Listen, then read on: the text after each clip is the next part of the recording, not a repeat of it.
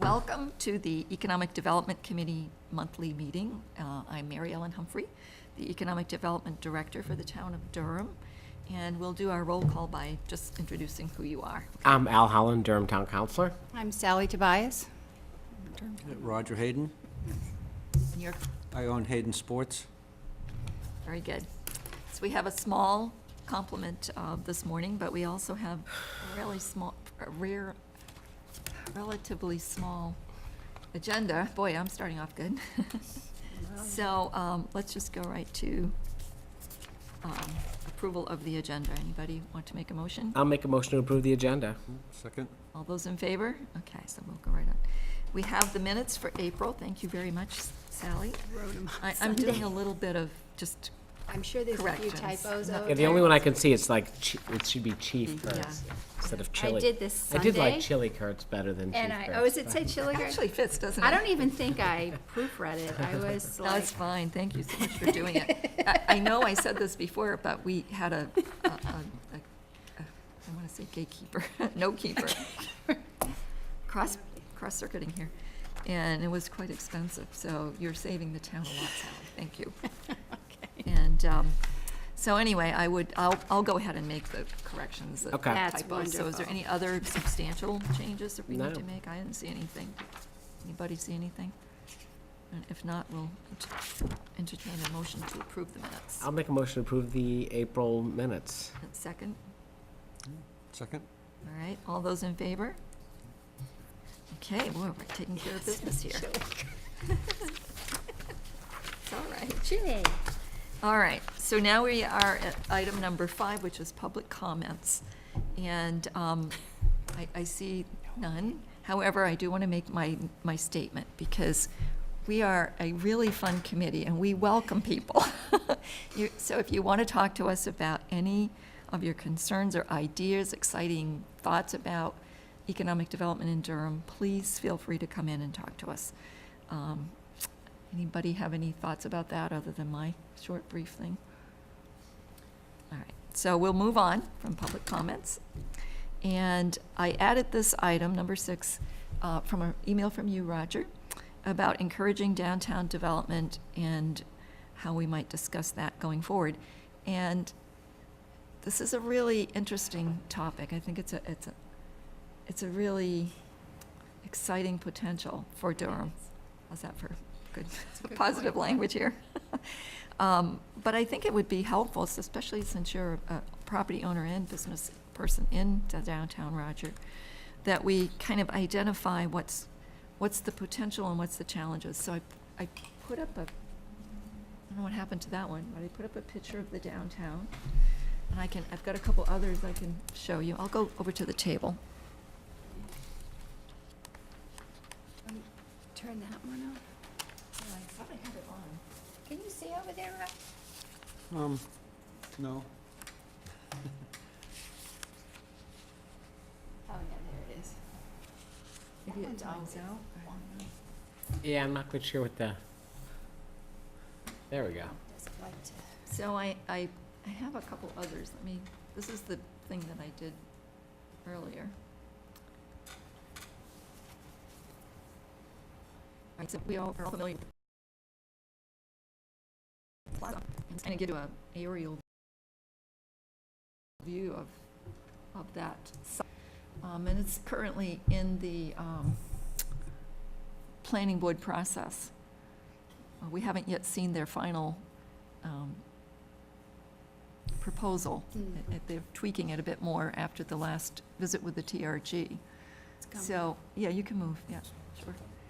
So, I don't know if anyone has any thoughts about that particular project. Not that we can say too much if we're on the planning board. I mean, it's coming. I mean, that, isn't it It's next? coming, yeah. They're gonna, from what the planning board met, Rick Tainter officially introduced himself, the planning board, on last Wednesday. And it was just about procedure, what we would need to do to proceed. But he did say they're bringing their plan in, I believe, by May 23rd. I think that was it, yeah. And so they'll be within the wire, so to speak, and then take it from there. But Yeah, they did come to the and they have a TRG. lot ready. Yep, they've done, They already did TRG. they came to the TRG where they got some feedback, strictly technical feedback, Yeah. you know. It wasn't a meeting to discuss aesthetics so Yeah. much as it was, can the fire truck get there, and that Yeah. sort of thing. So based on that, they've gone back to revise it yet again, and I think that there's at least 8 versions that have gone through the process, or, Yeah. you know, being vetted a little bit. So it'll be interesting to see what happens. It's a, you know, the downtown has a number of what would you call it, end of functional utility life that could really benefit from redevelopment. You know, when I look at that, though, I mean, the thing, the challenges, I'll start with the challenges with these pictures it shows is that any redevelopment is occurring right in the heart of downtown. So when you actually, we may have like kind of forgotten what it was like to have the last construction, but it's really a disruptive thing to do it. So it's gonna, that starts as a challenge, just logistically, taking one of these buildings and starting to do work on it, bringing in construction stuff, that's hard. I mean, the second thing I can think of, because we're talking about like the Mill Plaza moving forward, or, you know, to do it or to help pay for the redevelopment, there is a huge student housing component that's driving the redevelopment. But in terms of everybody else that's out there, they don't currently have that component. So when you lump together the challenges of making it work financially, the redevelopment, along with the logistics of actually redeveloping it, it's a pretty difficult task to do. And I think it's pretty obvious that no one has come beating the doors down to try to redevelop. It's been now, what, a couple of years at least that it's been, 4 years. And even projects that are being eyed, for example, Peter Murphy, it seems like there's some significant challenges to make it economically viable. So I think that's the question. At the zoning that we Yeah, have. it's a really interesting, or it's a dilemma. It's a, you know, if you want what you want, you have to have something you don't want.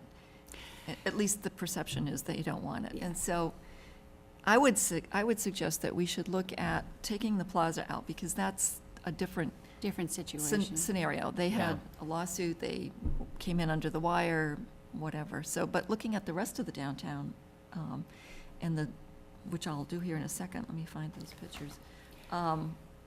We might want to actually add up what it would take. It might surprise us that it doesn't take as many additional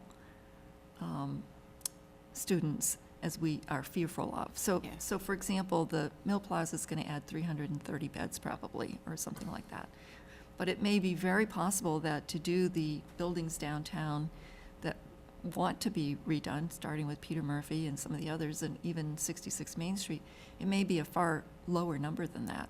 So when you look at the ratio of what we've already got, adding, 5 or 10% might not be as devastating as we're worrying Yeah. it would be. And if we look at maybe how, I mean, it's obvious that the present zoning needs to be looked at. I think you have to really look at it as it really was a stopgap measure more than anything, I think. I mean, I can't imagine that anybody intended it to stay this way forever, because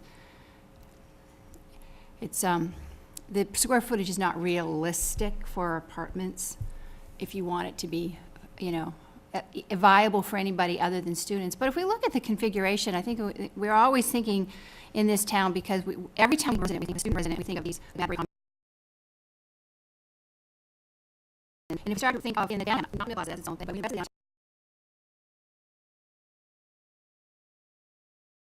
the downtown, like in your area and in Murphy, all of the parcels downtown, doesn't matter who lives there, but what's a decent size for an apartment You can go 2, 3 unrelated, and just keep it down to a 2-bedroom apartment, which are standard apartments.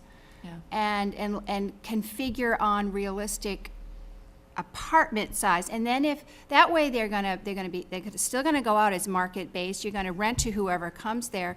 But in the future, if there's less need for student housing, you already have more of a setup that, to a 2-bedroom. And you may have more young professionals that, or grad students that are gonna share the cost, or you don't know. But it's not a 6-bedroom or a 4-bedroom. Right. It's a Odd, yeah. 2-bedroom normal apartment like you find everywhere. Because it's okay to have that kind of residence too. But we Right. have to have it at normal, reasonable square footage. And 600 square foot per unrelated person, It's a big or apartment. 300 square foot per half person. I mean, that's It's a not 12, realistic. that's a 12. I mean, again, when you look at the downtown, I think that was important when I wrote up the article on off-campus housing. What you really have to keep in mind is the rental model that occurs downtown. And so anything that's in the downtown area, I mean, it's like anywhere, location, that's premium housing. So that's going to command the maximum amount of dollars.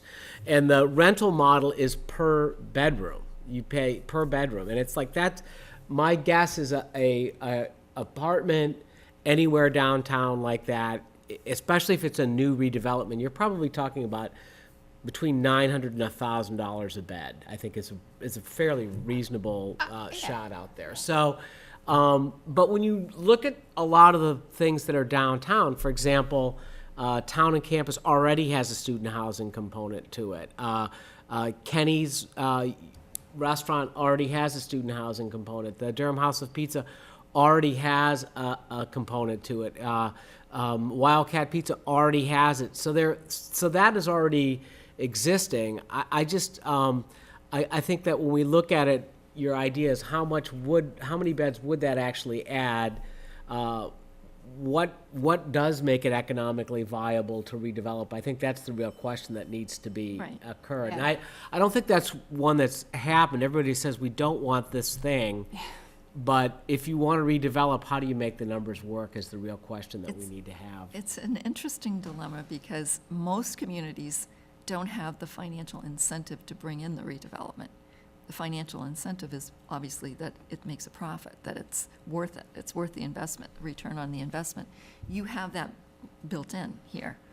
But it's not necessarily what everyone wants, so it ends up, I think, the question of how much percentage it adds is a good one, but also what might be the benefits to the town that we don't have right now. So if somebody is redeveloping, what kind of amenities, what kind of new businesses, what kind of services, what are the things that will benefit the town beyond just Yeah. what we have currently?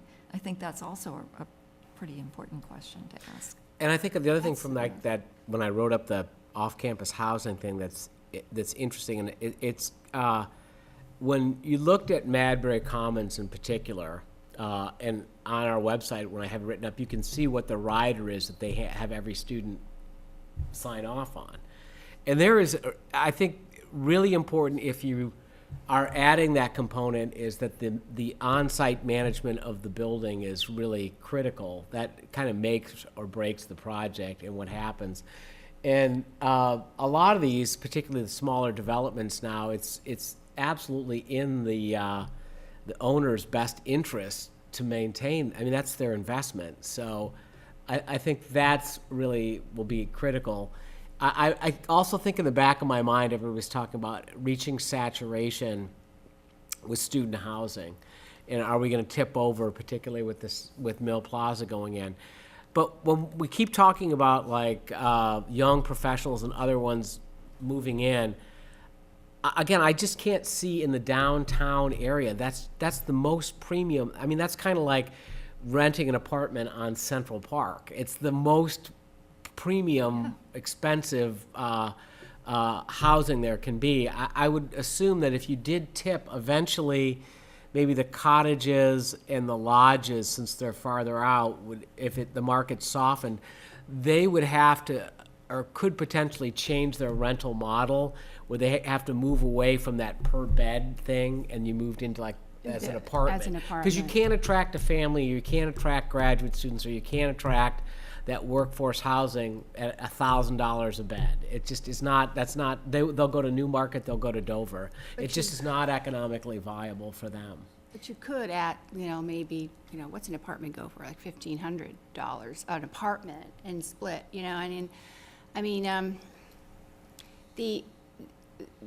what we're gonna have, I think we have to get away from the idea of student residents and just realize that we're gonna build residents and who lives there. 'Cause a lot of it is just your perception. That reality that you want, but you can't have it because you have to have student housing. We just have to swallow that pill that residents are a key component to any development, and it's fine. It's fine, And also, with you have students living, Mill Plaza will draw more people into the downtown, as far as the students living downtown, because it is really, that's going to be their market, who Right. they're selling to, just because of the way they're designed. And we need to, with the new developments that have already come through, what we've seen from that is no more, we don't have out-of-control students roaming the downtown. They're downtown on their usual nights. And whether they're living in Madbury Commons or living at the cottages or living in the houses, they're there. And that's what they're there, because they're there to party at, One of the the couple places. of bars downtown.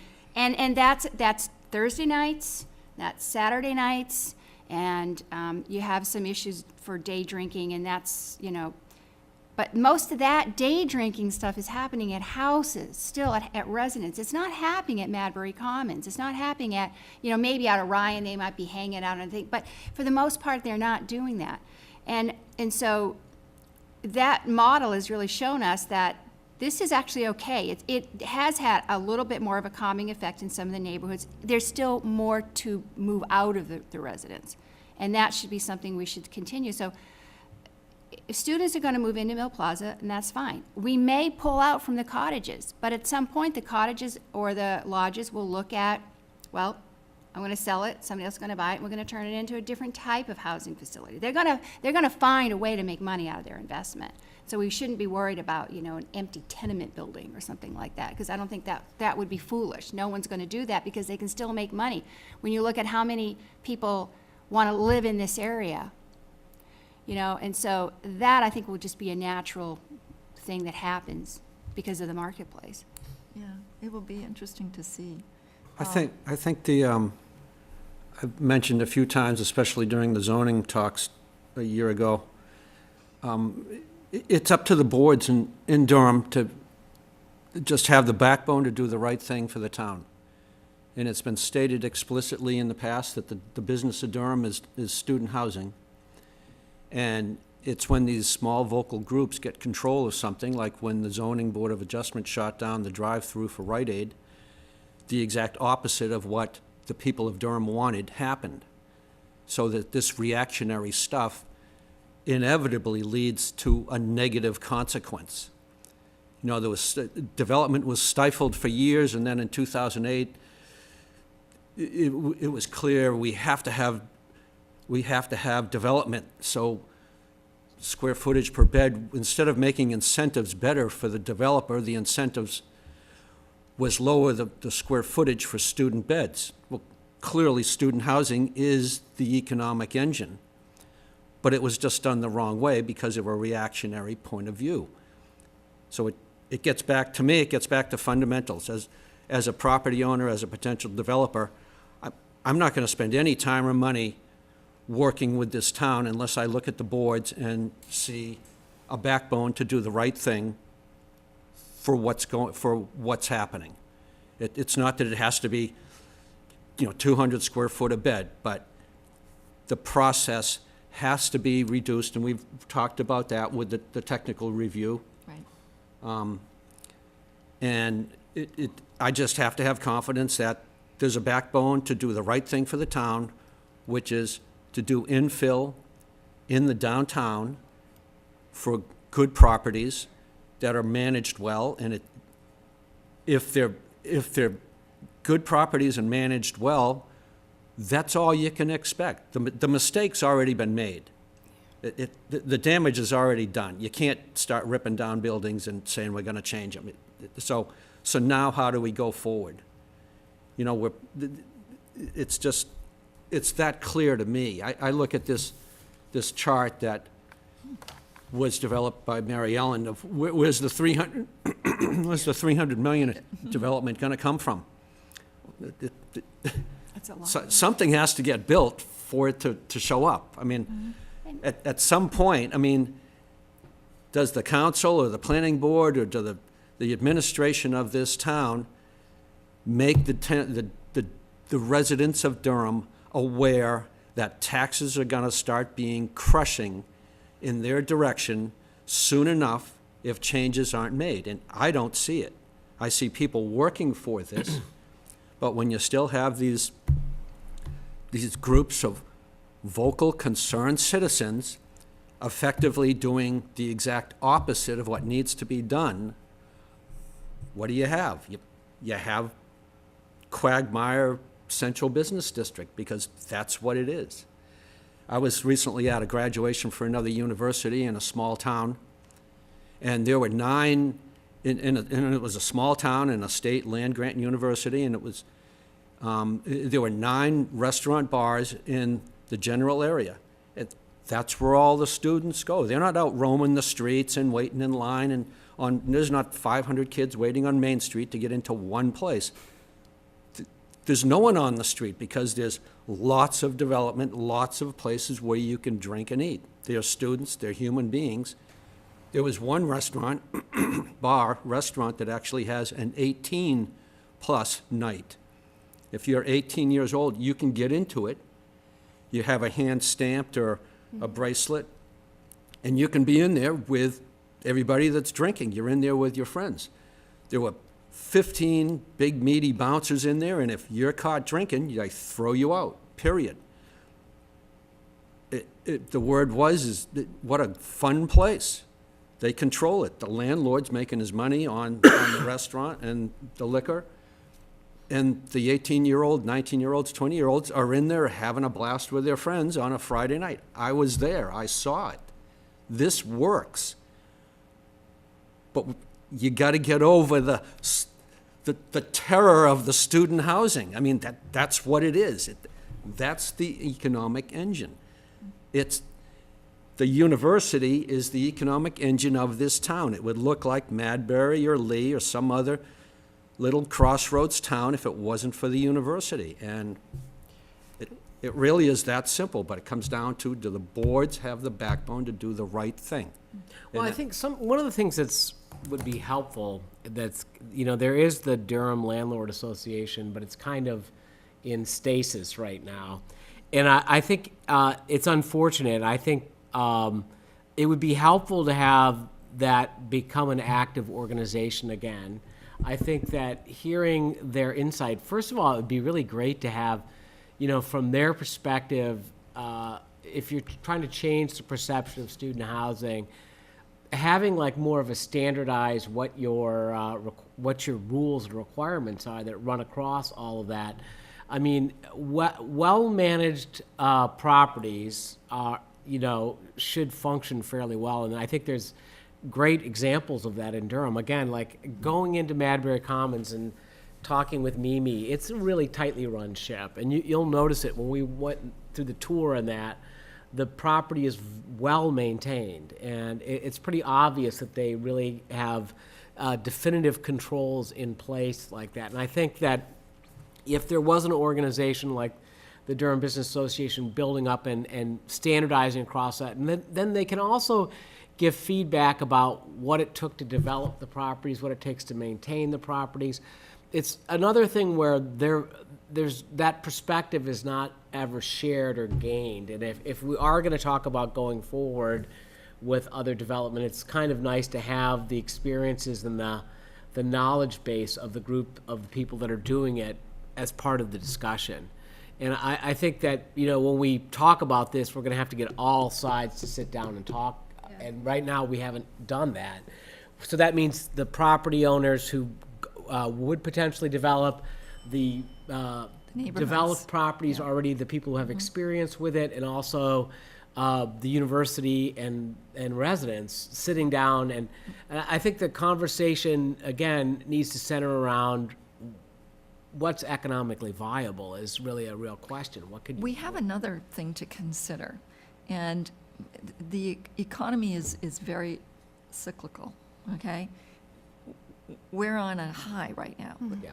but things are happening. Interest rates are starting to go up. You know, there's different things that will impact where we are in that cycle. And I think of it more as a window of opportunity. We have a window of opportunity for incentive, these kinds of redevelopments of some of the properties that would like to do that, but that won't last forever, no matter what we do.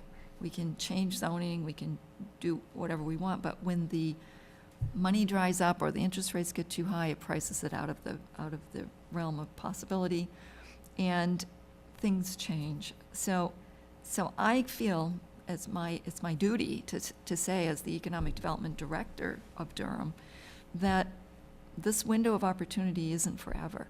And you've been through it. We've all been through it, where we have prosperous times and then we have recessionary times. And right now, indicators are very positive. Unemployment is low. Interest rates are starting to creep up, but they're still reasonable. There's a lot of activity going on in the business community. It would be very prudent and wise to find a formula that allows those properties in need of and wanting to redevelop to come up with something that's beneficial to the town, gives us some amenities that we really would love to have, whether that's public gathering area or certain kinds of restaurants or services or whatever, in a way that takes advantage of this time, this moment in time. And I'm not I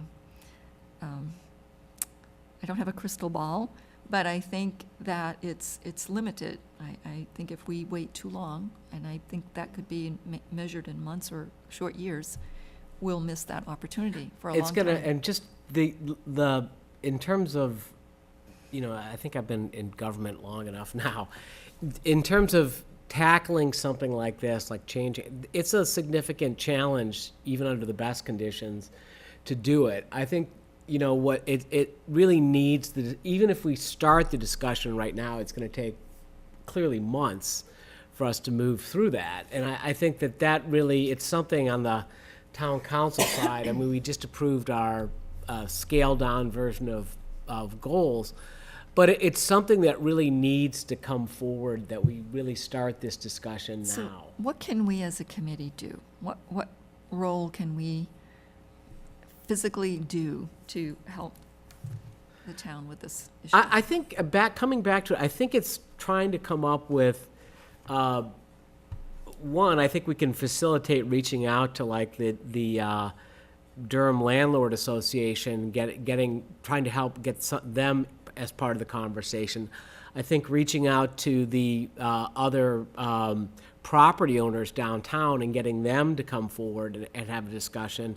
And I think really having them, as well as sitting down and talking about economically what is the challenges. That, I think if we start the conversation there, like what are economically viable options to do, or what doesn't work, that should be the starting point where you talk about where the zoning can go, or I know that we talked about RSA 79E or that. I mean, that should be part of the conversation, because right now we're just kind of talking like we want to develop. Well, that's great, but again, it's all going to be founded in economics, like what works and what doesn't. And I think if we start there, very quickly you can start crossing off, well, this clearly will never work, and Right. this can work, and what can work, and what options do we have to do. So I think it'll change the conversation from we absolutely do not want this. Well, if you don't want this, what does work? And I think that we need to put that on the table and change it. What It's do like, you want? what's possible and what's economically possible. There has to be confidence behind the discussion. I'm all for it. I'd love to be a part of that discussion. But again, we can have all the discussions. We've already had 2 economic development surveys. chewing up lots of money. We can have that discussion. Is the tone of the town going to change on the next town council election? Or 2 elections, or 3 elections? This takes time. Yeah. And right now, it's clearly a negative attitude towards business and a negative attitude towards development. I was recently asked by a former town councilor if I would clean up the little alleyway between Durham House of Pizza and the Candy Bar, that walkway. It's clearly private property, but here the town is coming to me going, well, could you clean up this area here so it makes it look better for graduation? Where's the effort on behalf of the town to start directing people, say there's development on that property and there's no walkthrough from the parking lot? Where's the effort or even the discussion by the town on how are you going to direct foot traffic when Madbury Road or Jenkins Court are the egresses for that parking lot? There's nothing. There's not even a mention of it. Nobody's even thinking about that. This is where business people are trained. The only way you survive is if you plan long-term. This is what's missing in the town. That's the conundrum of Durham. It's full of very smart people, and where's the discussion? Nobody has a vision of what it could be 5 years from now or 10 years from now. People aren't going to be walking through little dingy alleyways that are private property. They're going to be going to a road. This is where the talk about changing Jenkins Court into a walking way only comes in. Where's that discussion? I mean, this is what we're working on. But is that discussion going to be supported 5 years from now by the next group of people that are running the town? And unless you're going to stay on the council for the next 15 years. That's the trickiest part of any We do have a government thing. master plan. But I think, have a master right, we do have a master plan, but I think, in terms of a discussion, Roger, especially, because again, those pictures really are helpful because you realize how little land there is downtown to be redeveloped. Right. And so for it to be done properly, it really does fit into what Roger's talking about. You need to think of it holistically, and I think this really does point it out too, because at that picture that shows up there, it would be nice to have some kind of common style or some kind of common plan instead of it being so patchwork. And when you look at there, it's like every style known to man has been crammed together. So moving forward, it would be nice if there was a real thought process of how you develop that this entire area that swings around Sammy's lot is part of the discussion. And I think when you begin to talk about how you're going to zone it to make it work and all that, that's part of the parcel, because you'll begin to think of like, we want, and actually it really swings all the way then out to 66 Main Street. How do we develop this? How do we make it as a whole look decent? Sure. So I think, again, I don't know what'll happen 5 years from now, but if you lay the groundwork down now, where we have the discussion and we talk about how do you develop it, how does the zoning match to allow that to occur, I mean, again, that will take us, even that discussion moving towards, my thought would be that something concrete would be that we actually do have zoning changes that take place that match what we're trying to occur. That's going to take us at least 6 months to do that under best conditions if we really work our way Under through. best conditions. And having said that, I think we really need to begin that conversation. So we do. Even if you have the master plan, citizens petition with 50 people, change the zoning on Main Street from 4 stories to 3 stories. So what good's the master plan? And that's the town council should have shot it down and said, no, this is what the zoning was, this is what the town wanted. And in order for that to be consistently carried forward, the residents of Durham have to be aware of the whole picture of what they need in order to keep life in Durham reasonably economically viable. Even for what people want. I mean, we have a master plan that signifies a vibrant downtown, and they want certain businesses, they want things, and the gap occurs when they say they want this, but they don't want the component that is actually going to make that viable, because 50 people in town, even, the people that live in town, Durham, are not going to be able to support the restaurant that they want. They're simply not going to. We're going to have to be able to have people that are downtown. We're going to have people that are coming in. There's a certain mass that you just have to have there for your market to be there to make you a viable business. And we want small businesses. We don't want change. Well, you know, that requires, I mean, Roger's very lucky that he can, you know, feed himself, and, you know, but he's been in the business for a long, long time, versus new businesses coming in that are paying high rents, you know. And a tremendous quantity of money just to outfit Just their to property. get there. Oh, it's So very that expensive, reality is just that we're never going to have any of these things unless we have developments. We need to stop worrying about who's going to live in those developments and realize whoever lives in those apartments are going to drive the economy and make it possible for you to have that store or that restaurant, and then get over the fact that this is your downtown. If you want to come downtown, come downtown. The students are not going to harm you. And, So, you know, so we have something, I wanted to sort of take a little different vision of this. So if you look at the picture right here, we have 66 Main Street where this big arrow is, and we have Hetzel and Alexander. These are, I'm going to point out what's possible in the quote near, being maybe a Nearish year and a half future. So we have 66 Main Street right here, and we have Hetzel and Alexander. This is being looked at for a hotel restaurant, very nice upscale restaurant. Over here is being looked at for retail, restaurant, possibly a bookstore, the Barnes and Noble, which would be wonderful, and office. So that's kind of coming to the table. Possibly, I'd say that it's in the works, it could happen. Then we have Peter Murphy right here, who, you know, I think is a really good test case. If we can find a way and a formula that makes it work for him, that can be translated into the zoning we really need for the rest of these buildings to be redeveloped over the subsequent to that. So that's a possibility. And then, of course, we have the plaza across the street that's doing its thing. And we'll also be bringing in new buildings and hopefully some new businesses. But the point is that we're going to have some upscale restaurants. We're going to at least have 2, possibly 4 restaurants from just this little bit right here. Once you get a critical mass of adult restaurants, now I'm not talking about so much catering to students, but actually restaurants that you and I want to go to, then you start to have people saying, have you been to Durham? It's like Yeah. they're saying about Newmarket. Newmarket a few Exactly. years ago was, who would ever go there? Now it's, have you been to Newmarket and see what they've done? And it will happen here as well. It will become a destination.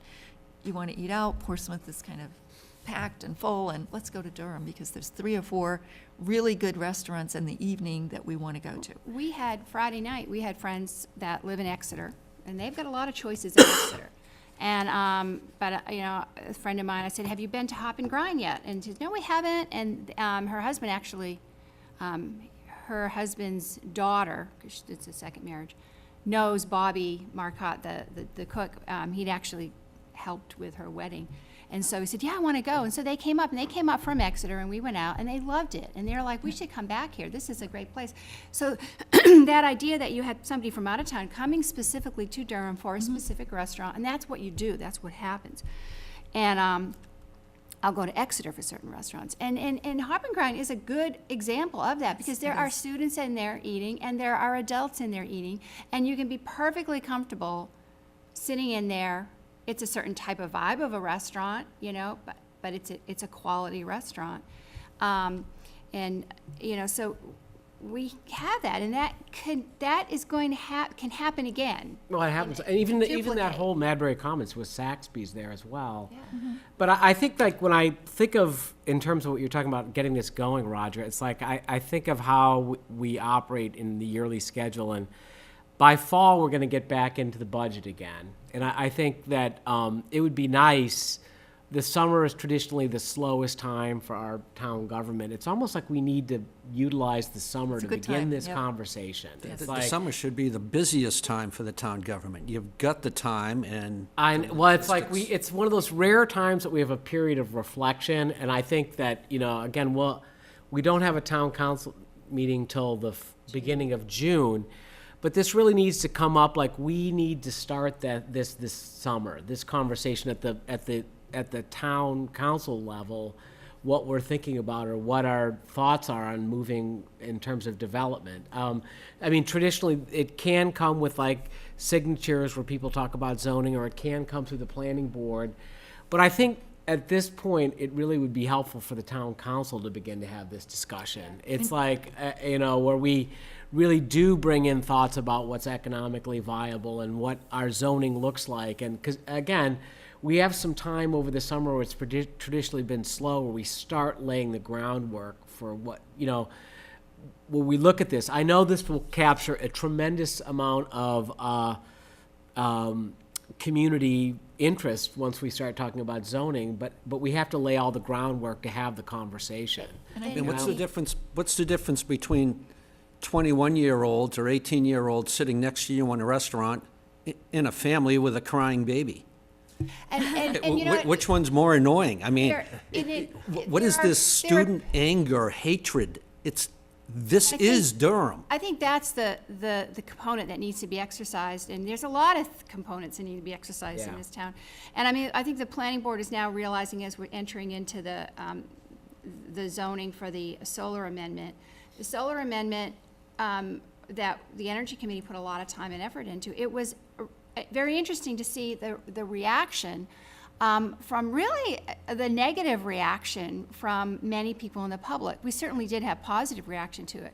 There were people that thought we shouldn't have any zoning on it. It should just be, everybody should do what they want with it. But there was just a lot of very negative, and some of them I thought it was like, well, you're just trying to find a reason not to like it.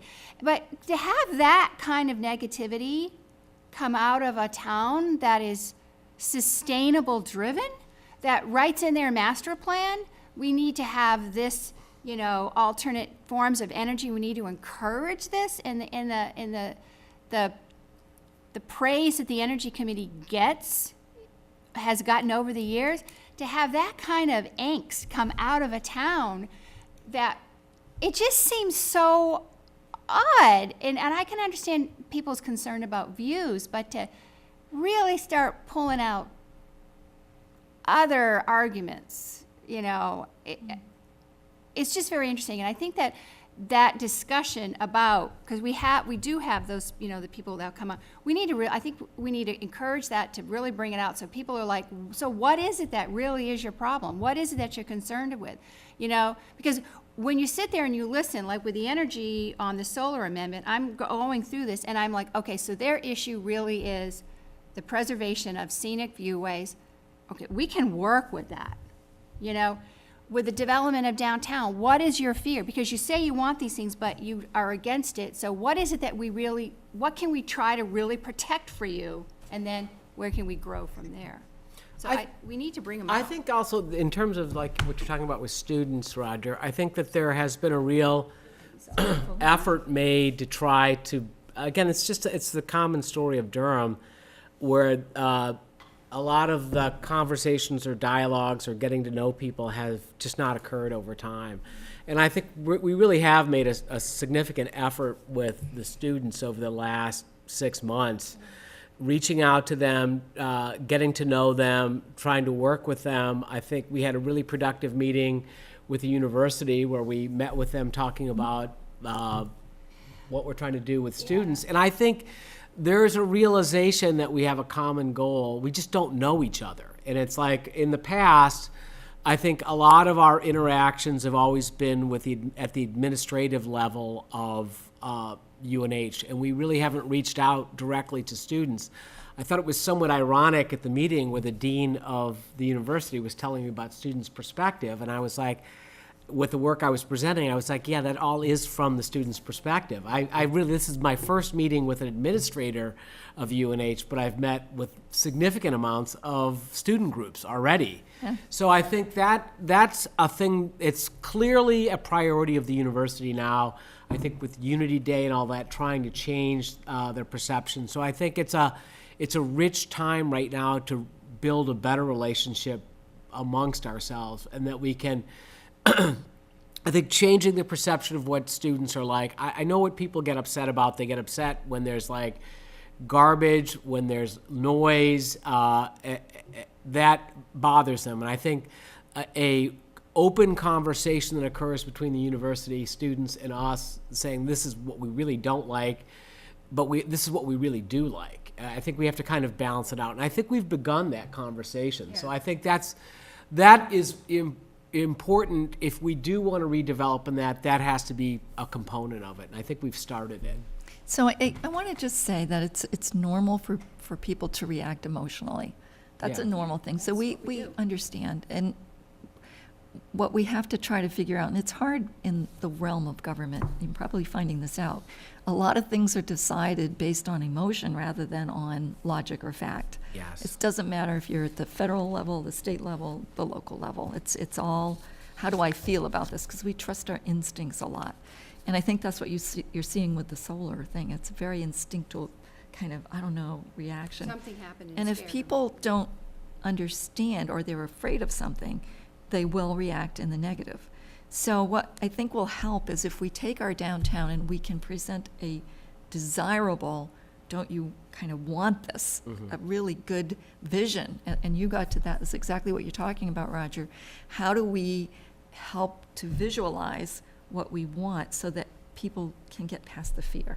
And we have to, again, and I think you've said it over and over again, Roger, that it's like we are the hub of the University of New Hampshire, their main campus. It's like, that's what Durham is. It's like, and that's not I mean, of course, we are residents and everything else, but that's part of our identity, and it's a good thing. And we have a lot of amazing resources sitting downtown because of the university. It employs a lot of people. There's a lot of people in my neighborhood that work at University of New Hampshire. So it's I think, again, the problem or the helpful thing we need going forward is just getting everybody to sit down and talk and move towards a defined goal of getting that redeveloped downtown. We just have been kind of stuck, and there's all sides that traditionally should be talking haven't for years. I mean, they're talking past one another, not talking They're about. polarizing themselves. Yeah, so I think we've made progress in the last 6 months doing that. So who are these people we need to all be talking?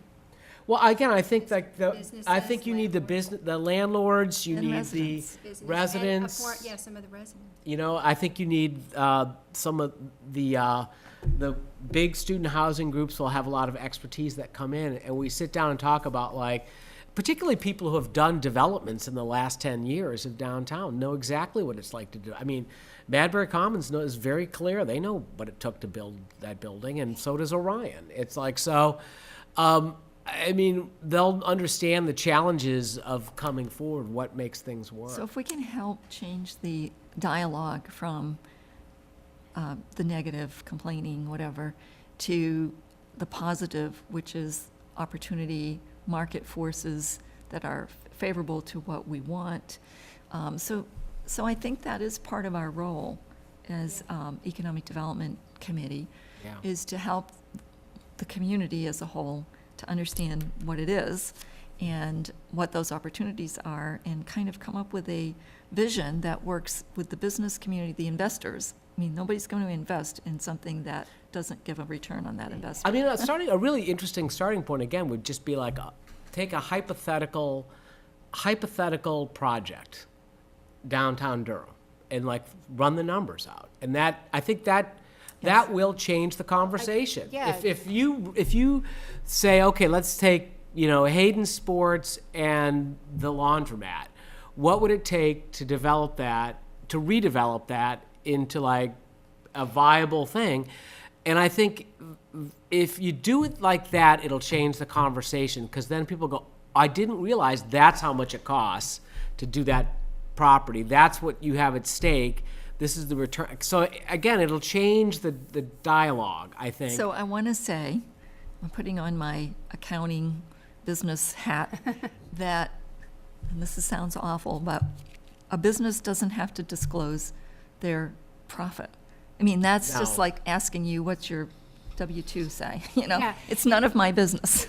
I'm not trying to take the But what we profit, do want is a viable project. So Yes. we can do exactly what you're saying. Yeah. In fact, I'm doing this right now with one project, and we're going to see if we can come up with a strategy that will be an example to the town and the rest of the property owners on what could work.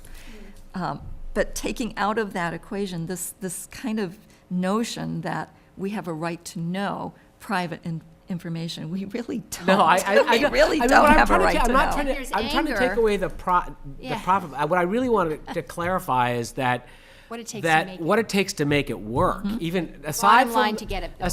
aside from the profit, because you know that's the American way to make profit. But I think it really needs to be clear what it takes to be viable, because I think what Right. people don't realize is that you can't get a loan if it's not viable, and I think so. That starting point yeah, is a And good you one, have right? risk. If you are the investor and something happens in the economy, and let's say 50% of your stores or whatever are vacant for a year, that's a negative tremendous- on your financial statement. Yeah.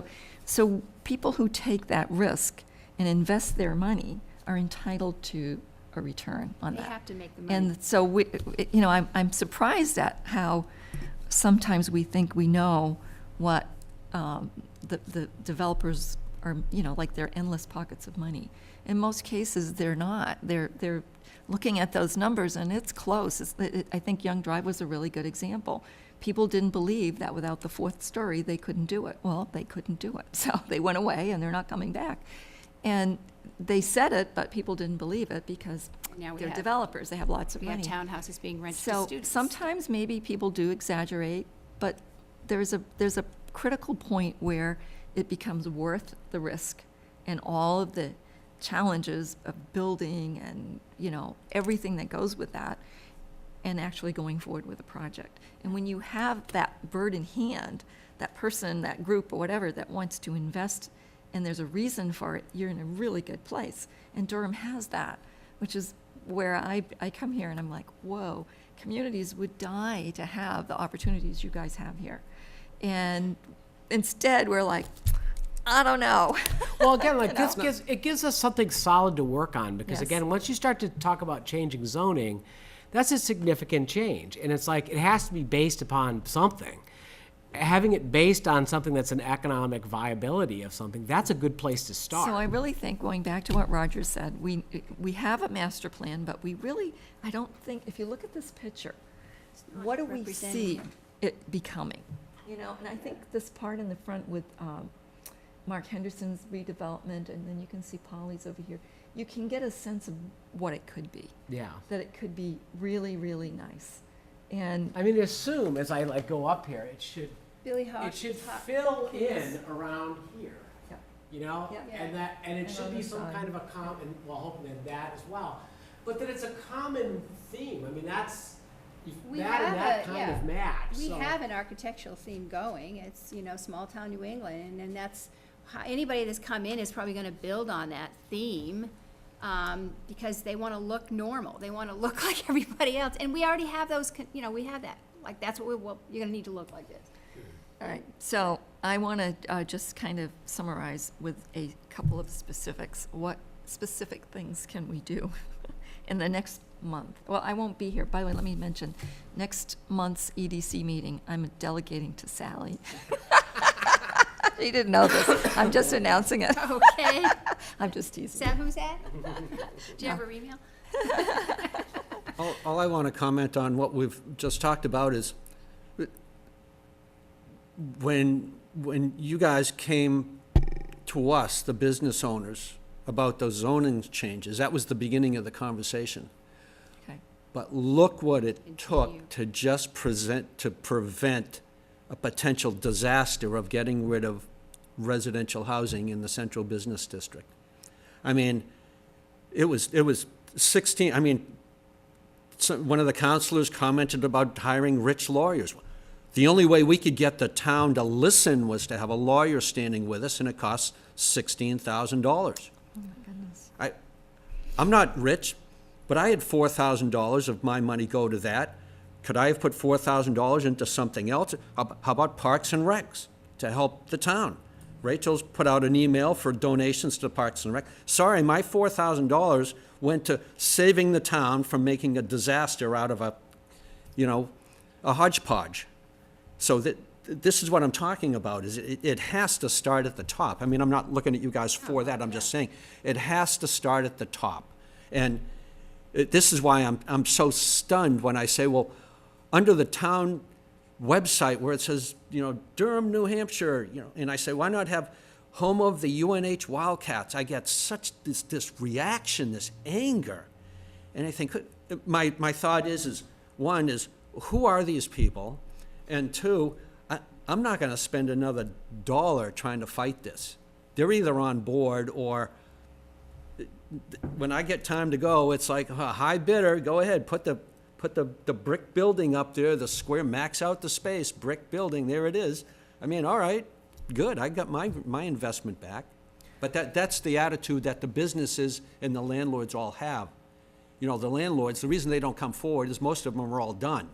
And they're like, well, I'm not going to waste my time going to a meeting. They're not going to listen to me. I mean, literally, that's what the reaction is. So I think what I'm hearing from all of our hour-long discussion is educating. It is. Educating a bunch of different groups. Yeah. And hopefully, through that process, creating the environment that will allow good decisions to come forward fairly quickly. When I say that, within a year. Good Yeah. informed decisions. Yes. They're not based on, I mean, you've said it over, about you got to plan for what you want, not what you don't want. And we have a tendency we're very good at fighting. It's a good fight in this No is town. always easier than yes. But I mean, I'm hopeful because honestly, over the last 6 months, I've met, and I know I'm well aware how painful that zoning thing was. I think we've I'm not trying to made, vent, I'm just saying this think is we've But made it was a process. good, it was a good thing the that outcome of happened. it has been really positive. Yeah. I mean, I think I know most of the owners downtown. I know more people downtown after that because I've spent more time walking around and talking to people. And so I think we're now more receptive to talking with each other than past each other. So I think I agree. that's the key to us moving forward. Well, the issue was,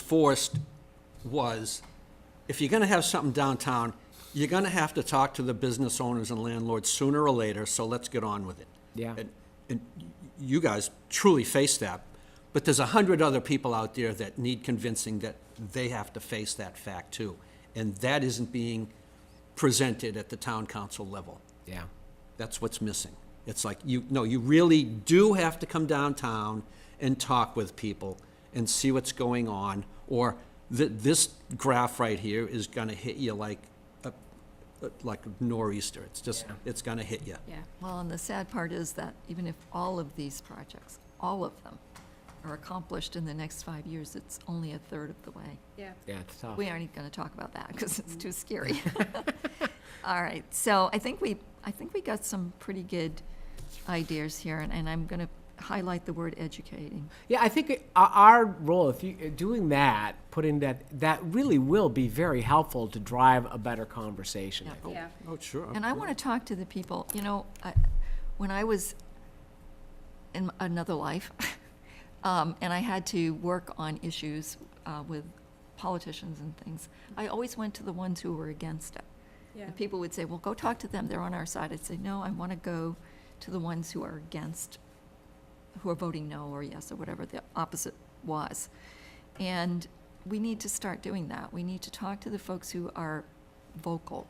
We Yeah. need to talk to the people who maybe are, for whatever their reasons, either they don't understand it, they have a misperception, they're afraid, there's something. You have to that's deal motivating with them. their concerns. That's like with the zoning, it's just like, I'm going through it each and every comment, because it's like, you have to deal with their concerns, because concerns are not gonna just disappear.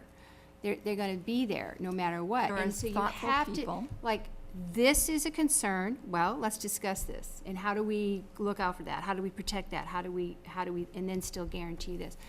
And that's what you have. You have a lot of people that are fighting development, and I think that they hear that redevelopment, and it, like here, many of these people that come and speak against certain development, wouldn't it be wonderful if they came here and spoke and participated in this? And because I think they have a question or a concern about it, but they don't want to really participate in it. Some of those people would be good to have on this board because they bring forward a concern. Right. But they have to be willing to bring that to the table in a constructive way other than just, I'm going to say no to it. Because once you're in the meeting and you're getting the emails, then you realize all these other components to it. And it's like, yeah, great, we can't do this. Well, we can't do that because this, if you were in the meeting, you realize the reality of the situation. I think there's an idea here that if we oppose something, whatever it is, the project, in the end, it's a better project because we opposed it. We made them make it better. I think that's something I hear here. That's not always And, necessarily and so. so I'm wondering if maybe that's a fear thing. So if we could figure out some way to encourage, I mean, can you imagine if there was as much support as there is opposition Yeah. for Yeah, the things that can be done here? yeah. It'd be incredible what you guys could do. 'Cause they want things. Yes. People want things. So, interesting discussion. I think we'll move on to, Thanks for adding that. yeah. And I think we need to follow up on that and Yeah, no, that's a priority. Yeah. and think about what our role is and how we can help facilitate that in a meaningful way. So number 7, I think we kind of already did all of this, and I'm going to remove Bob. I want him so bad, I keep putting him on here. Well, I'll give you Always like been one update that it's kind of an interesting one. It's from the school side. Okay, And so, it's really interesting because we were just talking about conversations. Coming last fall, a group came forward and they were very concerned about cell phone use with middle schoolers. how did that? And it was like that conversation actually started. I remember when again, it was the fall. I remember that kind of morphed in us looking at like, well, how do we use technology at the middle school? And so the middle school, Oyster River Middle School is one of 39 spotlight schools in all of New England that's highlighted, and one of the things really was technology use. And they were early adopters of technology in the classroom. Well, that conversation of no cell phone use has morphed into one-on-one technology, which we've approved. So starting in the fall, every middle schooler will have a laptop, every Wow. single one. It's like 700 laptops are coming in to the middle school. It's like we moved ahead what was a plan that was going to be implemented over the next 4 years is literally being implemented in the fall. So it's just kind of a mind-blowing rush. One of the flaws of technology integration is not having the support staff in place. We have actually done that with technology integrators put in place, and actually I'm on the committee for that, and it's really robust. So then the computers that were at the middle school will be redistributed to the elementary and the high schools, moving the high school almost up to 1 to 2 technology now. And the plan will be over the next 2 years that the high school will also go to one-on-one integration. So it's a really huge paradigm shift that's just occurred in the Oyster River system, and it's really moving us technology-wise to the very forefront of the state of New Wow. Hampshire now. So that's kind of a mind-blowing. Does the high school have now? Do they have? So the high school has like what's been the old model was where you had the library had computers. We had a computer lab, and then we have computers on carts. And it's like that model is beginning to break down. What's happened is everything has moved to cloud-based applications.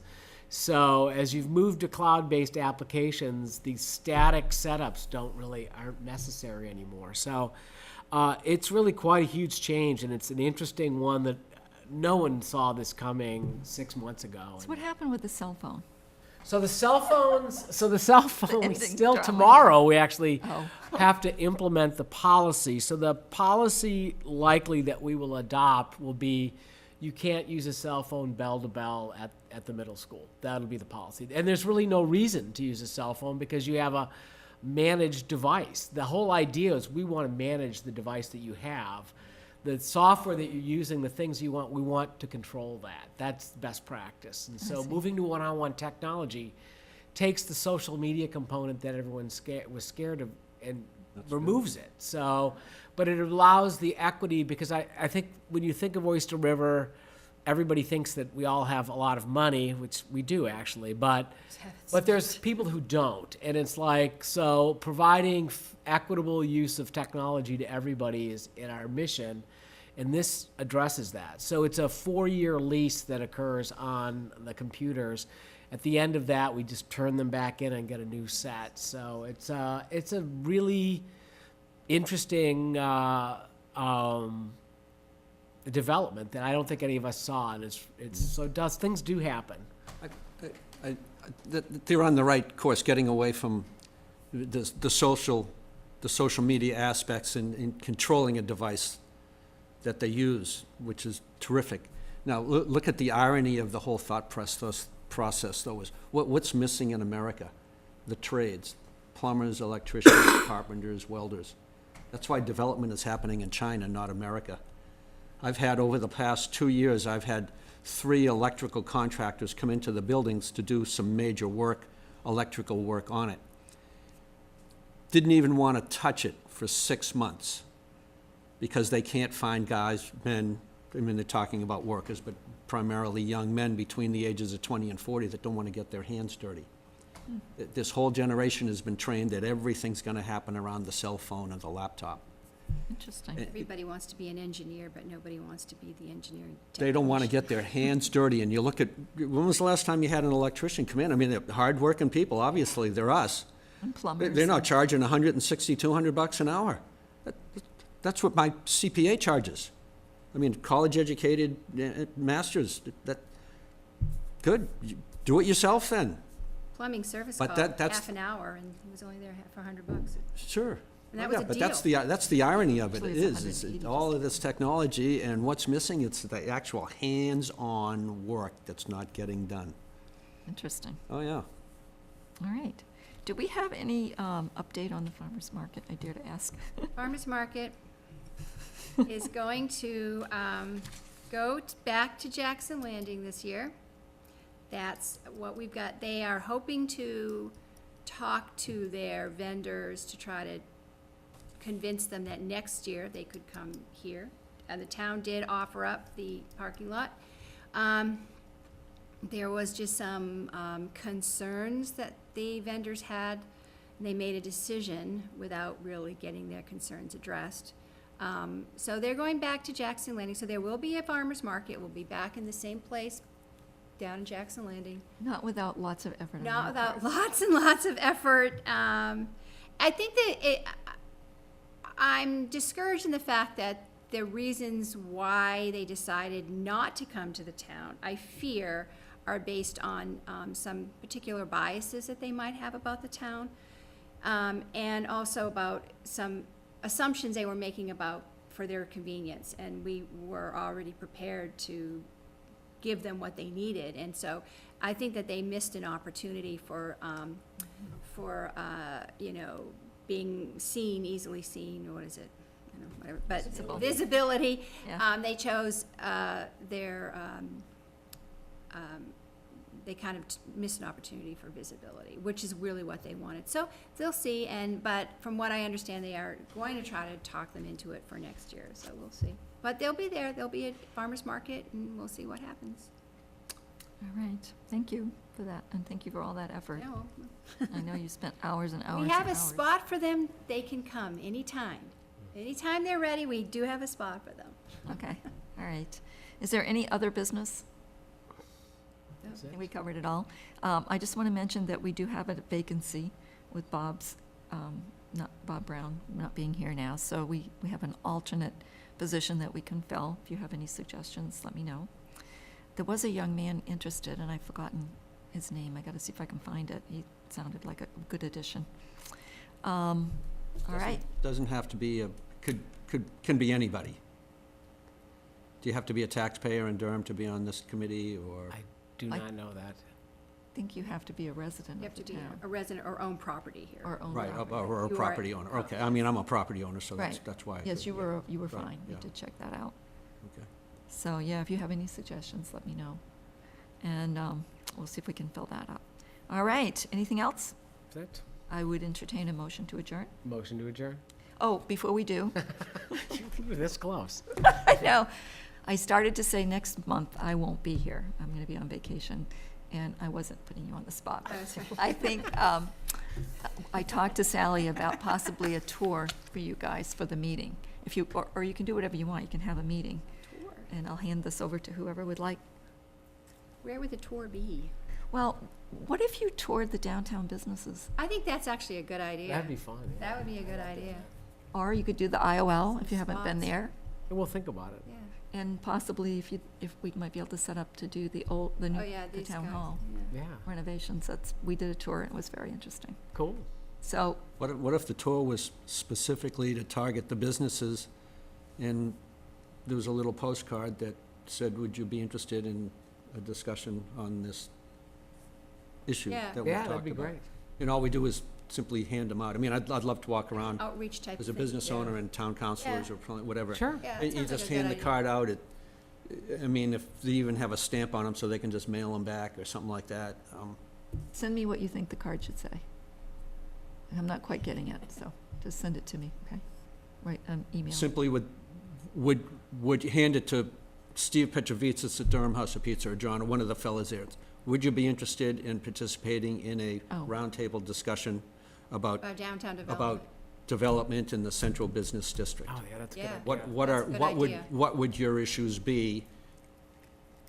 Either right here, 2 or 3 issues, or bring the issues to a roundtable discussion coordinated by Mary Ellen Humphrey. Okay, Oh, that's a great I got idea. it. That's a And it good idea. just hand, it gives us a reason to walk in and say, Yeah, no, it's hey, perfect. you know, I'm, you know, Well, I- And then we here you can go. try to get to some of those others, you know. All right, so I'll print we out won't some have to cards hear for you about. guys to hand out. I'm sorry, I Sure. won't, it sounds like fun, I'd like to be here, but Yeah, I well, yeah, won't be. yeah, drop a little one and just email it, and I'm sure it's gonna be fine, and then, it can either be mailed back or brought in.